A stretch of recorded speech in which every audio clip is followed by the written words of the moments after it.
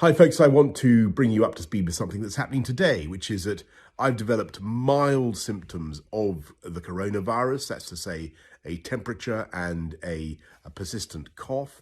And on the advice of the chief medical officer, I've taken a test that has come out positive. So I am working from home, I'm self-isolating, and that's entirely the right thing to do. But be in no doubt that I can continue, thanks to the wizardry of modern technology, to communicate with all my top team to lead the national fight back against coronavirus. And I want to thank everybody who's involved. I want to thank, of course, above all, our amazing NHS staff. It was very moving last night to join in that national clap for the NHS. But it's not just the NHS, it's our police, social care workers, teachers, everybody who works in schools, DWP staff, an amazing national effort by the public services, but also by every member of the British public who's volunteering. Incredible response. 600,000 people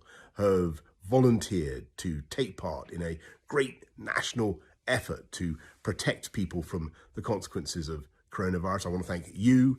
I want to thank everybody who's working to keep our country going through this epidemic. And we will get through it. And the way we're going to get through it is, of course, by applying the measures that you'll have heard so much about. And the more effectively we all comply with those measures, the faster our country will come through this epidemic and the faster we'll bounce back. So thank you to everybody who's doing what I'm doing, working from home to stop the spread of the virus from household to household. That's the way we're going to win. We're going to beat it, and we're going to beat it together.